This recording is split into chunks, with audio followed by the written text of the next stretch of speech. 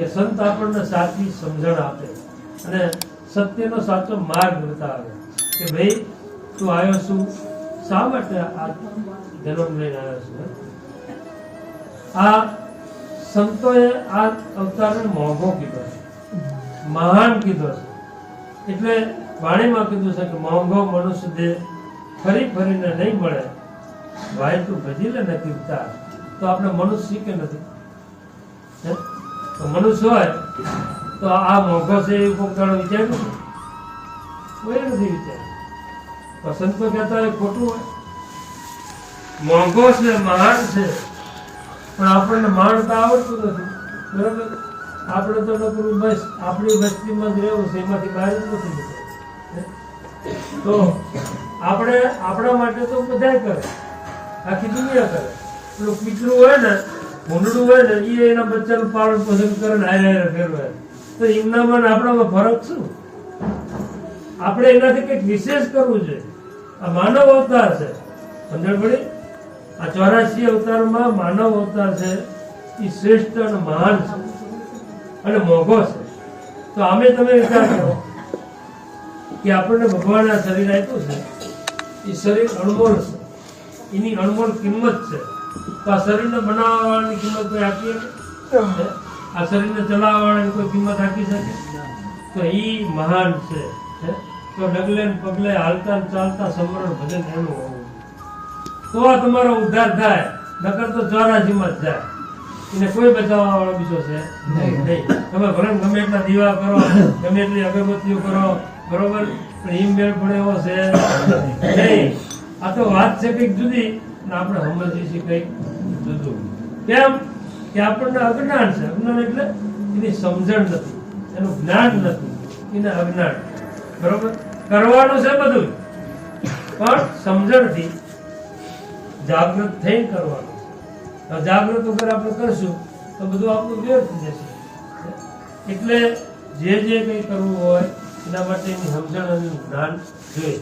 હવે આ બધા છે, આમાં ગુરુમુખી છે ને, જેને ઉપદેશ દીધેલો છે, ગુરુ જ્ઞાન છે, ઈડા એમને હું કહીશ ને તો એ કહી દેશે. પણ જેને ઉપદેશ નથી લીધેલો, ગુરુ જ્ઞાન નથી, ભલે કંઠથી બંધાઈ હોય, કાન ગુરુ કરાયા હોય, એનું આ કામ નથી. આ તો સદગુરુ જેને કરાયા હોય, બરોબર, એને આ જ્ઞાન હોય, એને સમજણ હોય, બાકી હોય નહીં. આપણે અહીંયા અગરબત્તી આ મૂકી છે, બરોબર. હવે અગરબત્તી આપણે કરવી છે. માતાજી હોય, ભગવાન હોય, ગુરુ હોય, હનુમાનજી હોય, કોઈ પણ દેવ હોય, 33 કરોડ માંથી બધા દેવ આવી ગયા. હવે આપણે અગરબત્તી શા માટે કરવી છે એ મને કો આગળ આટલા વરાથી કરવી છે. જે ગુરુમુખી છે એ નહીં હો, એ સિવાયના. તો અહીંયા આગળ અંધારું છે કે નથી? દીવો કરવી છે, બરોબર, કરવાનું બધું છે, બંધ કઈ નથી કરવાનું, પણ એની સમજણ, એનું જ્ઞાન ક્યાં? તો આપણે શું કરવા કરવી છે એ આપણને ખબર નથી. અને છે કદાચ તો કેવી છે કે ભાઈ મારા માતા પિતા દીવો અગરબત્તી હરોજ માતાજીને ભગવાનને કરતા હતા, પણ અમે કરવી છે. તો એનું જોઈ જઈને આપણે શીખ્યા ને, તો એ કેવું કહેવાય ખબર છે? ગાડરિયા ફરવા જેવું. ગાડરિયા ફરવા જેવું શું કરવા કહેવાય? એક ઘેટું હોય ને, તમે ગામડેથી જાઓ, જોજો, તમને અનુભવ થાય. એક ઘેટું ઠેકડો મારે ને આગળ, એની પાછળ બધા ઠેકડા મારીને જાય. હવે પેલું આગળનું જે હોય ને, એ ઘેટું શું કરવા ઠેક્યું હોય તો એને પોતાને ખબર હોય, બરોબર, પણ બીજાને કઈ ખબર હોય? તો એ આગળનું ઠેકે ને તો બીજું ઠેકીને જાય, ત્રીજું ઠેકીને જાય. તમે જોજો કેટલો કરી તમને અનુભવ થાય, બરોબર.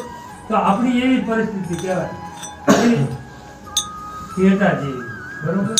એક ઠેક્યું બીજું ઠેક્યું તો આપણે દેખાદેખી કરીને હાલવી, એમાંથી બહાર નીકળવું જ નથી, બરોબર. કોઈને પૂછવું જ નથી, સમાગમમાં જવું જ નથી. એટલે સંત સમાગમ તો દુર્લભ વસ્તુ છે, બરોબર. તમને આમાં ઘણા બધા એમ થાય કે આ તો અમારા હગા છે, બરોબર. હું કોઈનો હગોય નથી, હું કોઈનો વાલોય નથી, બરોબર.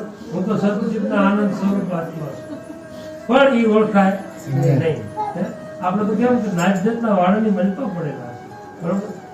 કહેવાનું છે પણ ઈ સમય અને અત્યારે હાલનો સમય જુદો છે. જુદો.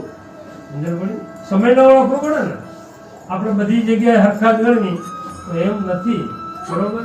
તમે કદાચ કોઈ આમાંથી કહે કે ભાઈ આ તો અમારા બનેવી છે, કોઈ એમ કહે કે આ તો મારા કાકાજી છે. બરોબર? હે?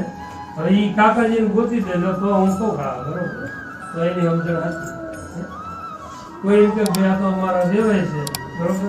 તો ઈ ગોતી દે તો ખબર પડે. હે?